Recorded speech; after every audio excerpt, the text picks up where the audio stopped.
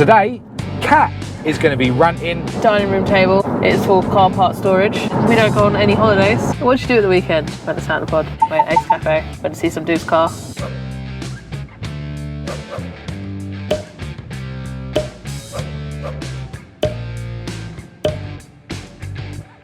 Hello, I'm Marcus Hayes. This is my beautiful girlfriend Kat, and today we're back for another Rant On Road. My first Rant On Road for a couple of weeks, maybe even 3 weeks. And it's the first Rant On Road that is going to feature Kat. Now, it's fair to say that everyone loves a rant, so let me know in the comments what you want to rant about, and maybe we'll cover that in a future Rant On Road. But for this Rant On Road, we're going to be doing things a bit differently, because I'm not going to be ranting about anything, because today, Kat is going to be ranting about what it's like to live and be in a relationship with a car idiot like me. Now, if you've been watching my videos any length of time, you'll know that Kat does have to put up with a lot being in a relationship with me. Whether it be just being dragged around here, there and everywhere to make videos. We're actually on our way back from making a video right now. And then other times she has to put up with being shaken around in old banger Ford Escorts as we take them sideways round roundabouts in Mexico. So I'm very lucky that I've got a girlfriend that is willing to embrace this very strange life that I live. And yeah, I am very grateful about it. Loads of you guys are regularly putting in the comments about how lucky I am, and I totally agree. Well, today it's time for Kat to not hold back and give everyone an insight into what it's actually like living with me. Off you go. Where are we going first? I don't know, like the state of the flat. All right. Well, I suppose, such as? I suppose living with somebody who is a motor addict like yourself, the flat essentially becomes a secondary garage. So my dining room table no longer is for dining. It's for car part storage. It is no longer flat, as it's chipped and dented from all the bits of metal that's chopped up there. As is my floor, I suppose. Boxes and boxes. I mean, recently I tagged you in a reel that I posted about all the things I find around the house as the girlfriend of a car guy, and that is from other ideas from what that pop up on my Instagram, such as, you know, greasy fingerprints on the walls, especially around light switches for some reason. And just, yeah, well, it is more of like, it's no longer, it sometimes doesn't feel homely because it's just a secondary garage. That'd be one of them, I suppose. Well, I can't deny it. Definitely guilty for always having car stuff around the house. To me, it's tidy. It's all in one corner, as you say, near the dining table. What was the dining table? Or under the dining table, or on top of the dining table. It's like the three bears. For the most part. But, you know, I don't want to make this video me defending everything. You're absolutely right. But, you know, my garage, my main garage where I work on the cars, is quite far from home. And yeah, it's inevitable that parts that come in through the post and parts that go out through the post are going to go via our home. Yeah. But yeah, it's fair to say that there is always some sort of car junk. I do sort of revel in the fact when that small, like, it's not a big flat. No, it's that true. Small chunk of floor is clear for about 24 hours. Yeah. I'm like, oh, amazing. And that's without mentioning the fact that the spare room is just a merch room. Yeah. And yeah, I did car parts as well. I did have this sort of stupid thought, oh, it's a spare room, put a bed in here, people could stay over. As long as they don't scratch any of my car parts, then they're welcome. They're okay, that's all right then. All right, messy flat, guilty as charged. But that's it. That's all you have to put up with. Well, how you drive Lenny? I mean, you sort of always seem to forget he has a clutch, and it's always I don't know. It's just so painful whenever you just decide I'm not going to use that today. You don't need to in a modern car. Look, I'm in 6th gear, down to 5th. Don't need to use a clutch. It's a finance whip. You're going to give it back after 3 years. What does it matter if the gearbox is a bit worn? Well, I'd like to get some money back. But yeah, no, sort of just the way you drive him, as if he's sort of like your just personal little toy that you can mess about with and no repercussions. So apart from changing gear without the clutch, what else? Yeah, your inability to read a map. I mean, you've got a big old screen, like the screen is pretty big, and I'm still like turning off here, turn right at this roundabout. I'm not used to all this. I'm not used to all this technology. When you're next to me, I shouldn't have to read a map. Okay, there's none of this shouldn't have to anything. But also, in terms of me, you know, ragging this car a little bit, I think I'm doing it favours. You know? Yeah. Yeah. It's not good to cruise around in cars without giving them a good kicking every now and again. Well, I do. That's what I tell myself anyway. It's got a sport mode, so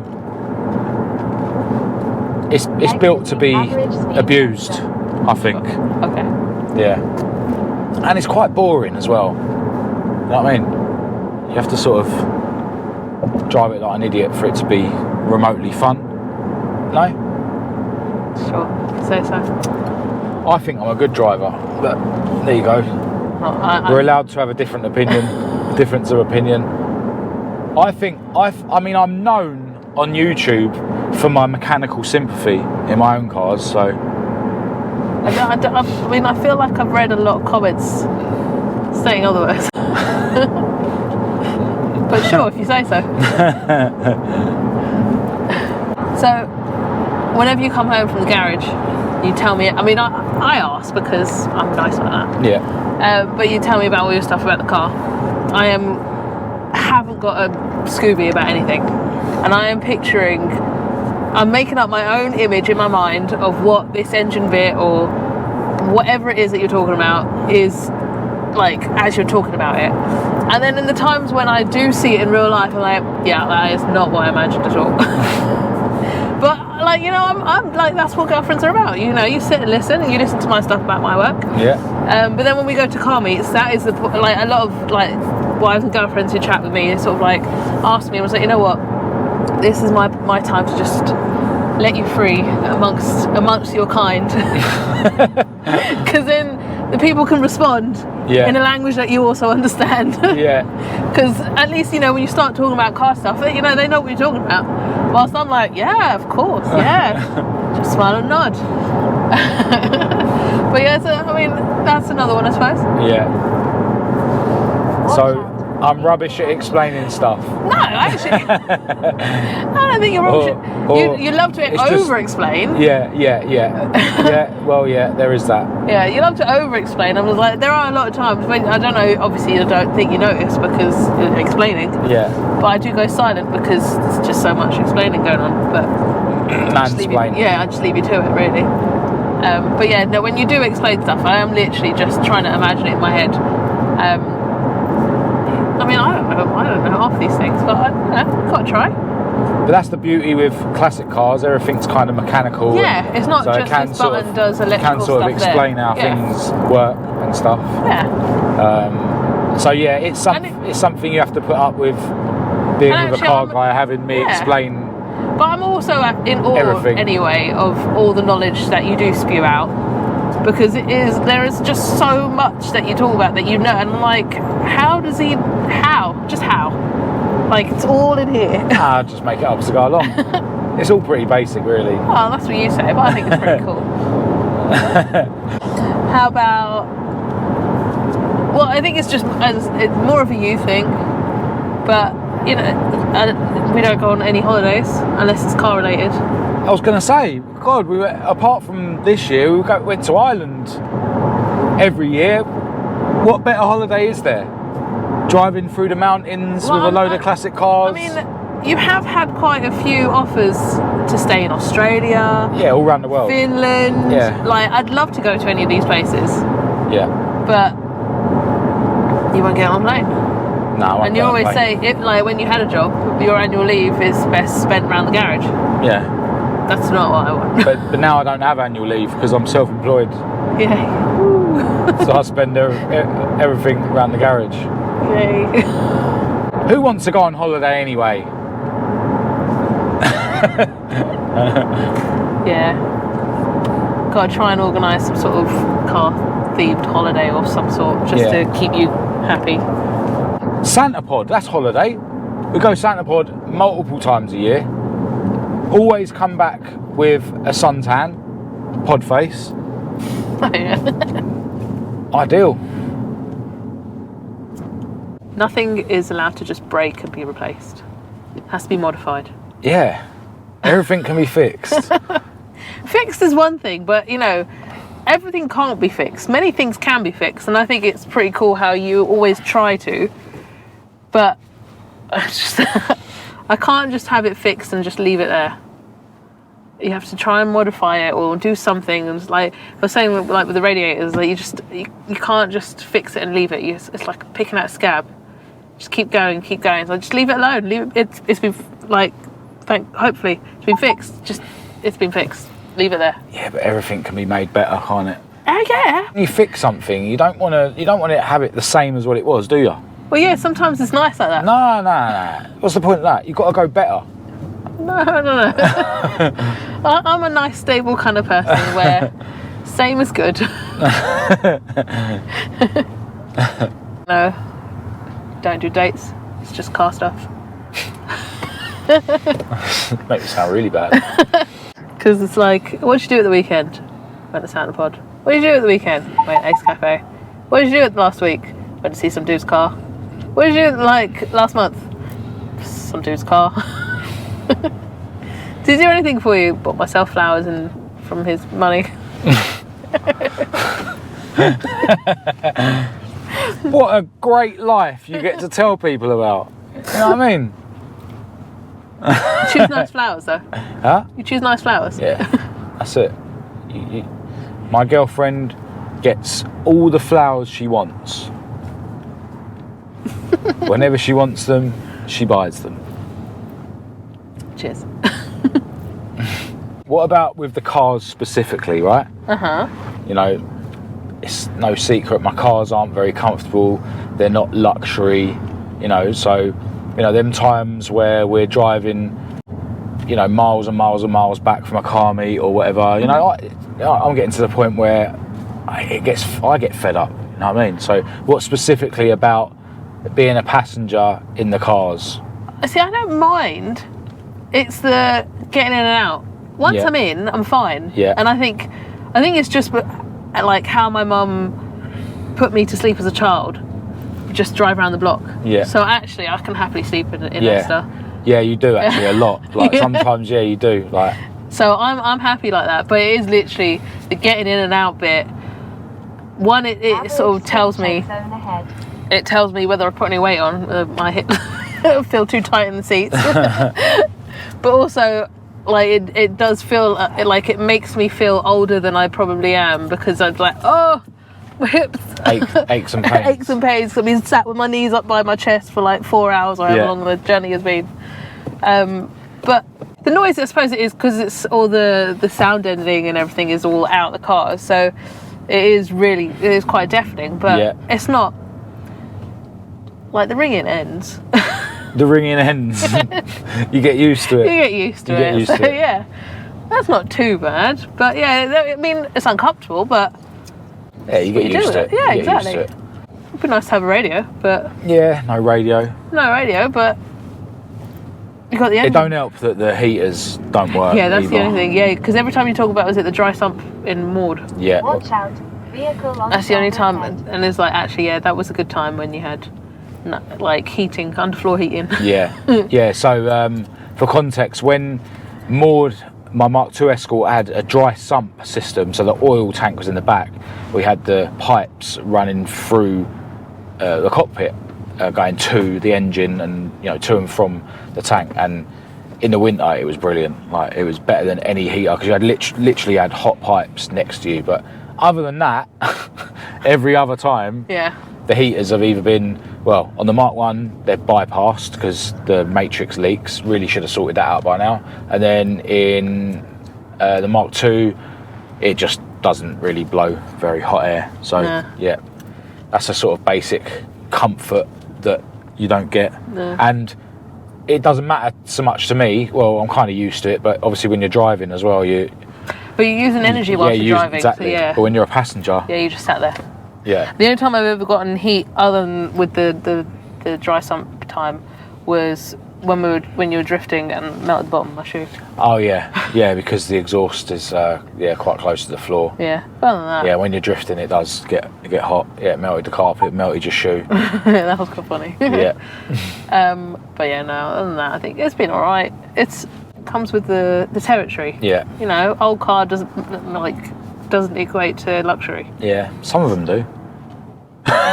Lucky me. I seem to modify all the luxury and comfort out of my cars. Yeah, that's true. Yeah. Whee. All right. So one thing I think you should try and describe. Yeah. And try and explain. Yeah. And rant and be honest. Yeah. Don't have to overdo it, but be honest, because it's one thing that everyone talks about in person and online is about when we might be drifting roundabouts or whatever, and you're in the passenger seat. Yeah. Like, everyone comments about that. So what do you actually think about that? Like, I'm a worst case scenario person. I will see the tiniest little divot in the road or a curb and think this car is going to hit that and flip 4 times and kill us both. But I know that is just like my imagination is wild in so many different ways. I'm more of an other people kind of thing. Like, I can say that you're good at what you do and stuff. I'm always worried of what other people are going to be, whether it's their reactions and you think calling police or whatever it might be. But it's more of can you trust the other people on the road to stop or to acknowledge what may be occurring in your mind. I mean, it's the same as when you're driving and overtaking or speeding or whatever it may be, slightly only by a couple of miles. When do I speed? I always say it's not, and you're like, what are you worried about? It's like, well, I'm not worried about you per se, although I am. It's more of, other people's reaction times. What are their actions going to be? Are they going to be so sort of big-headed in themselves by trying to speed up and stop you from cutting in, for example, in those times where you want to overtake them? Yeah. That's my thing, is more of the external sort of thing. Yeah, no, I get that. And obviously, but that's something you have to take into account anytime as a driver anyway. Yeah, exactly. And I think that's what it is, because I do drive. I have all those thoughts, I suppose. Whether if I didn't drive, would I still have all those thoughts? Would mine thought processes be more extreme because I don't know as a driver, or will they be sort of lesser so? I don't know. I'm the same though. I'm not a great passenger, you know what I mean? Yeah. Like, when I'm in control, I'm you're in control. That's the thing, because you're in control. You know what you're doing, whilst I know what I would be doing if I was in your seat. So I would not do any of that. But a lot of people sort of like, they comment about how much of a trooper you are about it and all that. But like, obviously you've been with me for so many years. Yeah, like, and actually, when you're doing it, I don't mind. I like it. Yeah. Like when we do the drift days, I like sitting in the car and being a passenger. That's it. There are times when we spin out, you're like, oh, yeah, no, of course. Yeah. And again, that's because of other people. Yeah. Because exactly. I'm just like, oh my god, are they going to slow down? It's not of like, oh no, we spun out. Yeah. No, but it's true. Like, stuff can happen. But it's a known fact that in Mexico, all the drivers are so aware and they've got the best reaction times. That's why when you're drifting in Mexico, it's absolutely fine. Of course. But all jokes aside, you have to be aware of what other people are doing, and you just have to like make sure you're well within yours and the car's sort of capabilities. You know what I mean? Even though it might not come across like that on the camera and stuff, things always look dramatic. Yeah, no, of course. Once I've edited things in my MacBook. And that's probably why people are like, oh my god, I can't believe it. I was like, there's a lot of editing involved, and those 4 seconds of the video, or those bits that are in the video are probably 4 seconds of the journey or whatever may be occurring. Actually, it's not the whole journey that I'm experiencing. So that's it. People say to me, "Oh, can't believe you drive that car everywhere, like you stole it." Like, and it's like, you've seen a 4-second clip from a 40-minute drive to the garage. Like. I think a lot of it is that a lot of people's wives or girlfriends, they wouldn't put up with it, you know, like, you know.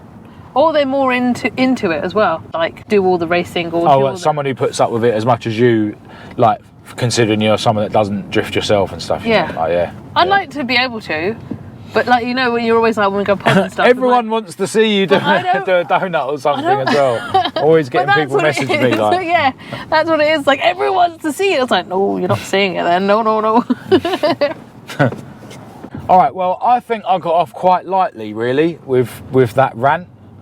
But it just shows how, you know, supportive Kat is about what I do, and, you know, how great we are together, like ultimately, you know.